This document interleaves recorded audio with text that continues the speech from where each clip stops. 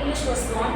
So you might even question me, like why did I even take this old topic when the world is getting so futuristic and we are all getting into the world of AI and we are going so futuristic and we are in the 21st century and I'm taking you long back before some thousands of decades back. So you might even question me that, but I say that it is your responsibility and you are accountable to know the history of the language that you speak. You should know it, and that's why I'm here to share it with you. So first, why is this question? Like, why do we have to know about language in the first place? So the first one is human distinction. So we human beings, we are the only species who are capable of using language in a better manner. And that's why it is our responsibility to know the origin of the language. And the second one is an unanswered riddle. So when you might even have so many questions in your mind, how did the world was created? So you don't have an answer for that. Maybe you can say it is because of the Big Bang theory, it is because of the creation of the world's first human and women, Adam and Eve. You can say all the stories, but we don't have any derived any proven theory for that. And in the same way, even for the origin of the language, we don't have any proven theory, but then we have any number of theories stating that this is the origin of the language. So it is an unanswered riddle even today. So that is what we are going to discuss about this. And the third one, academic fascination. So since it is unanswered till today, many of the linguists, many of the literarians, many of the philosophers, many of the biologists are trying their level best to find the answer to the question. And that's why we are going to discuss this today, and that is why this question is a burning question today. So the next one, how old is language? So we cannot actually exactly predict the date of the origin of language, but then we can approximately tell like when the language was originated. So starting with the Homo sapiens emergence. So Homo sapiens are nothing but the human beings, the biological term, the species that we belong to. So Homo sapiens had emerged before 3 lakh years. So imagine 3 lakh years before Homo sapiens had emerged, but then we have the written form of the language only dating towards 5,000 years ago. So in the middle we have the gap of 250,000 years.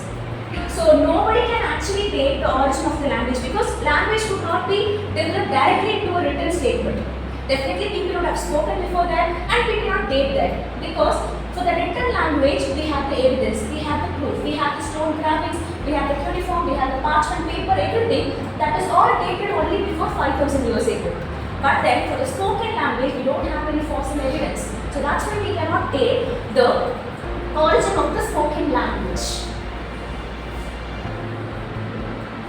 And theories on the origin of language. So I said that there are a number of theories, but these are the major theories that we have to know about the origin of the language. The first one is divine origin theory. The second one, natural sound theory, is also known as Bower theory, and then Poo theory, Ding-dong theory, Yogi-ho theory, gestural theory, and evolutionary biology theory. So these are the 7 theories that we are going to look into today. So the first one, the divine origin theory. So as a common man says, as a common people, the mass, how do they say? Like when you question them, the illiterate people, when you question them, like how was the world created or how was the language originated, they only answer you, it is all because of God. So whatever, irrespective of their religion, the answer they give to you is everything has been generated, everything has been created by God. So that is what you call it as divine origin theory. And even in Christianity, they particularly tell the story, the Tower of Babel. So this story is nothing but when there was world in the beginning, it was a story in the Bible. When there was world, people, like all the people in the world, they started to build a tower. And they wanted the tower to reach the heaven so that the human beings can show their power towards God. So they started building the tower because they all used one single language. So God got intimidated by the unity of the human beings. So He wanted to divide them, and that's why He twisted the language of the people, and they all started speaking so many different languages, and they couldn't finish building this Tower of Babel to reach the heaven. So God changed the language of all the people, and that's how so many languages came into existence. This is one such story in Bible. So this is one theory. And we cannot actually conclude that this is reality because it has its own defects, because we don't have any proof for this. And the next one is natural sound theory. So here, this is very simple theory. They state that sound is just a mimicry. So when you speak a language, it is just a mimicry, it is just an imitation of the sound that you hear in your ear. So whenever they hear the sound of a dog barking, bow bow, we even have this word today, bow bow, isn't it? So in the same way, the water, like buzzing sound of the bees. How did the word originated, the word buzz? When you hear the sound of the bee, you will hear the sound buzz. So in the same way, when you hear the splashing of water, you can even hear the sound splash. So they say, this theory actually says that the language was born only by mimicking and imitating the sounds that they hear in their ear. So this cannot be applied to all the words in English. So that is why even this theory has its own limitations. So going for the next one. So here we have the poo-poo theory. So this theory states that language was born only when man had the need to express his emotions.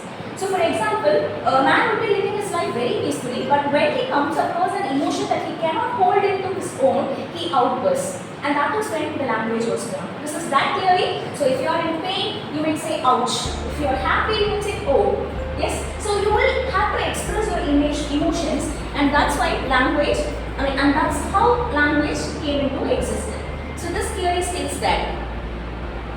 And then the next one is ding-dong theory. So this is nothing but, it is more like that bow-wow theory. But then this says that language has been originated very organically. So nobody has actually invented it. Language developed organically. So this is what this theory says. For example, you have the word ding-dong, isn't it? So how the bell rings? It rings in a minute. It rings ding-dong. And how the clock ticks? Tick-tock. So this is actually the sound of the object that is harmoniously connected with the object. So this is one theory, and even this theory is limited. You cannot apply the same theory to all the abstract terms. It is very limited, and that's why we cannot go with this theory as well. And the next one is Yo-Hey-Ho theory, and this theory states that language was born when people have to coordinate among themselves. When there were n number of people and people have to join together to do an activity. For example, if they have to go for hunting, in the earlier days, if they have to go for hunting, people have to combine with each other. They have to go as a community and do the activity. So without language, how do they even communicate with themselves, and how do they coordinate? So that is how the language was born. For example, if they had to lift this rock, so they have to talk with themselves together. So when they have to put it down, when they have to take it up, so they have to have some language connection. It will only make it possible for them to do the group activity. So through just for the case of social coordination, the language was created. So this is this theory. So even when lifting the heavy weights, when pulling a heavy weight, or when paddling the canoes in the river, so for such activities, the language came into existence. And the next one is gestural theory. This is very simple. So gestural theory states that language was not born in the spoken form in the beginning. It actually originated in the gesture form. So for example, if I have to ask someone to come, I can just wave my hand. If I have to say no, I can just cross my fingers. So I can just show gestures to communicate with people. So they say that gestures were the first thing, and only then the language was generated. So this is the next theory, gestural theory. So through gestures, through body language, the language has originated. And the next one is evolutionary biology. This particular theory goes in hand with the Charles Darwin's theory of evolution. So he says that human being was actually originated from monkeys, apes, chimpanzees, gorillas, and all the other things. In the same way, he says that language was born organically through the survival mode. So if he wants to go for hunting, if there is some danger, if we have to warn our community people. So in that way, the language was born organically to survive in the world. For survival, language is necessary, and that's why through evolution, language was born. This is that theory, and this is the last one. So these are the 7 theories, and we are not going to conclude the origin of language or connect the origin of language with any of the theories here, because these are all the theories without any proof or evidence. So now going to what makes human language special.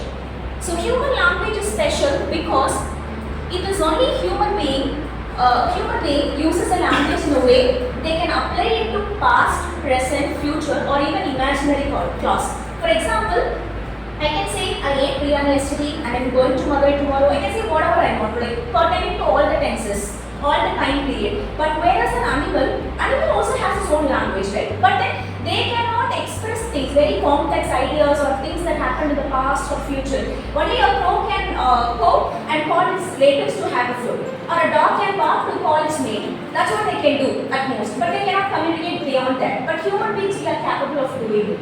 So that is why human language is special. And the next one is productivity. Human language is capable of producing new words even today and tomorrow as well. So English or whatever language for that matter, it is capable of getting productivity each and every single day. It can introduce new words to its own dictionary. So that is also one special thing about language. So productivity, new words, for example, you have the word hungry. So hungry is nothing but when you are hungry, you will be angry. So the combination of these two words is what we call it as hungry. And the next word, expectation. When you text someone, you have the expectation to receive the reply from them, and that is what we call it as expectation. So English is capable of is capable of producing new words every single day. So that is one special speciality about language. And the third one is cultural transmission. Language is not limited to one community or one culture. Language is beyond culture. So when I say the word traditional attire, if I say the word traditional attire, maybe I might mean the sari or the dhoti shirt, everything. That is my traditional wear. But when a Chinese person says the word traditional wear, it is entirely different to them. So that is why human language is again unique. And the next one, role of brain physiology. So when we say speech, when we say language, these are the organs that are involved in language and speech. So for example, in the brain, the left side, we have two organs, Broca and the Wernicke. So these are the two areas that are associated with language and speech. And we have this open tract, you all know that, lip, teeth, mouth, tongue, and all the other stuff, larynx, pharynx, and all the parts of the human body, like which are organ that are actually used for speech. And the last one is FOXP2 gene. So this gene is actually called by the scientists as the language gene. Because if there is any mutation in this gene, speech cannot happen normally. So there will be speech impairment, they cannot understand the word, they cannot speak frequently, they cannot complete the sentence. That is what we call it as speech impairment. If the gene is not working properly, if there is any mutation in this gene, particularly FOXP2 gene, you cannot communicate properly.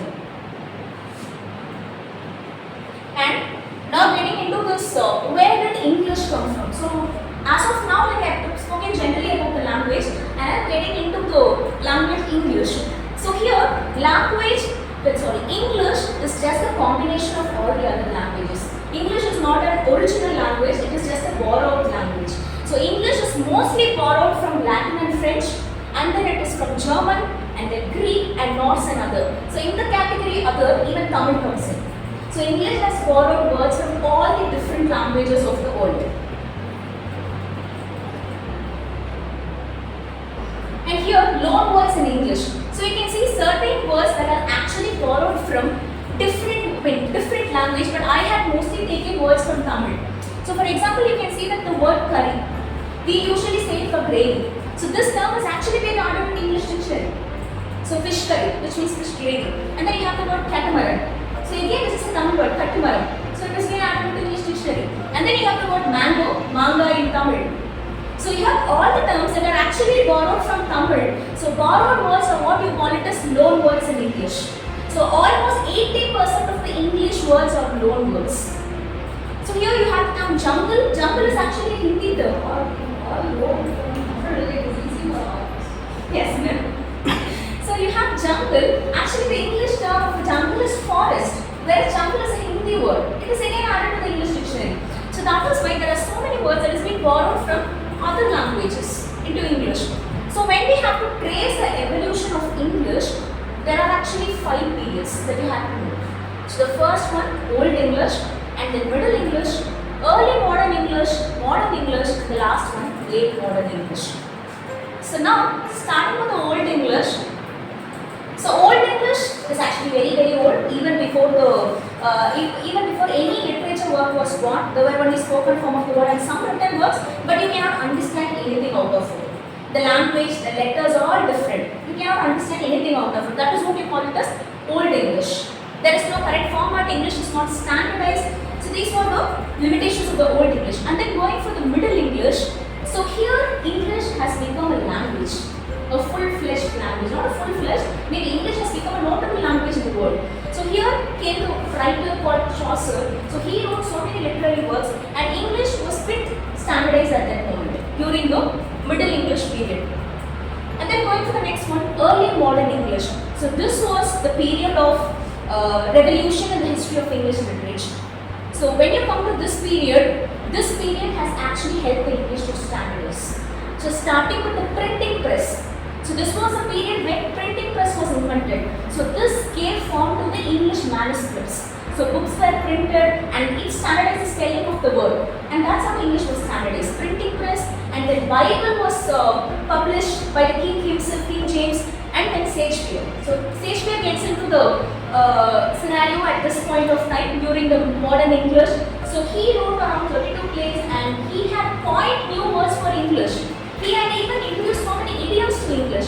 So that's why we still call him the father of English literature. So his contribution to the English literature cannot be overlooked at all. And the next one is what we have, modern English, the English that is being spoken just before us. So here you have the first dictionary of English published by Samuel Johnson. This was the first ever dictionary in English. So he published the dictionary standardizing the words in English. And then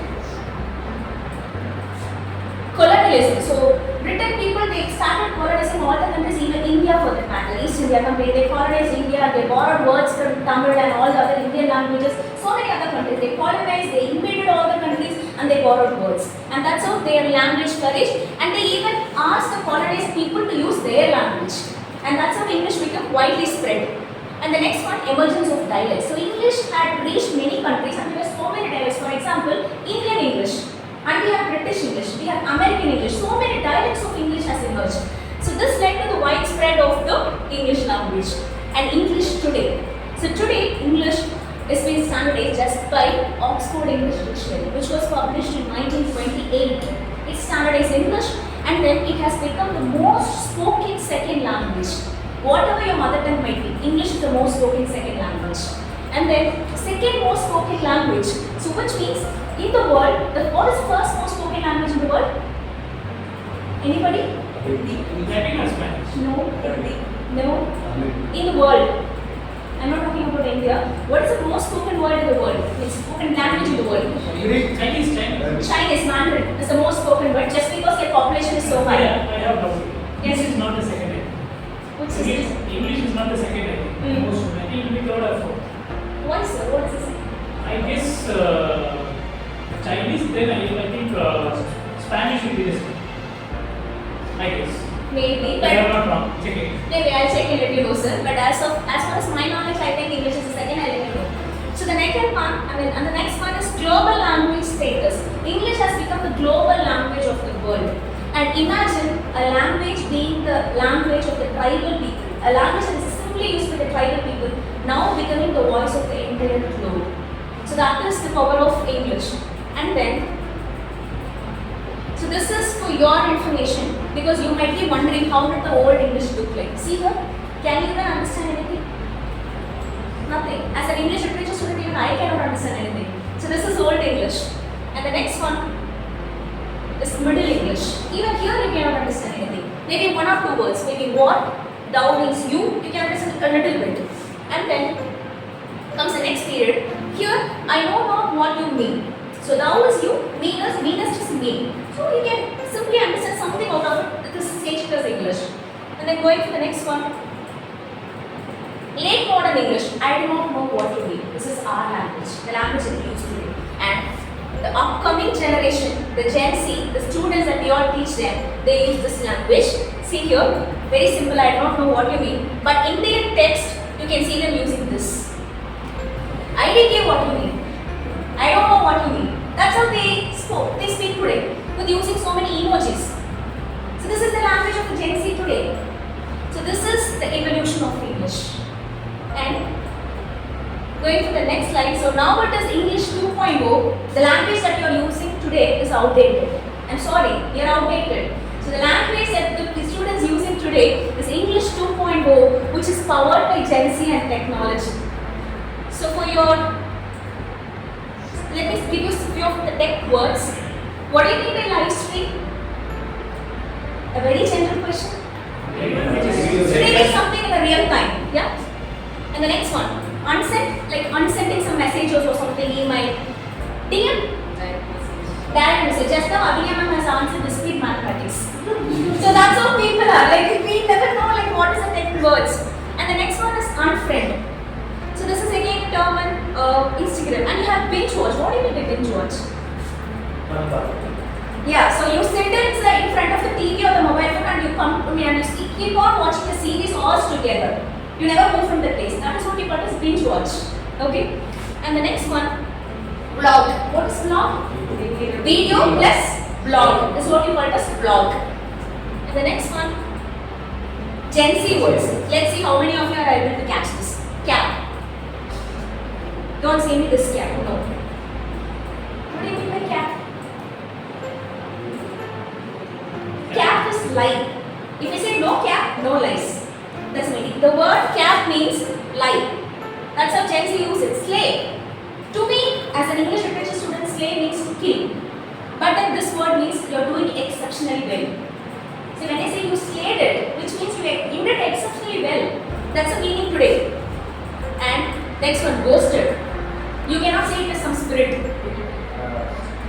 Avoiding someone abruptly without giving any reason. That is what you call it as ghosted.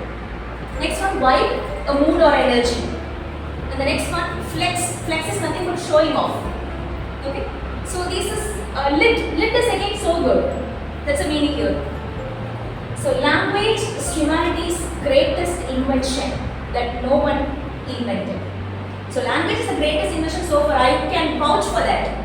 Okay. But then nobody has invented it. It was born on itself. So that is the power of language and the beauty of language. Thank you all.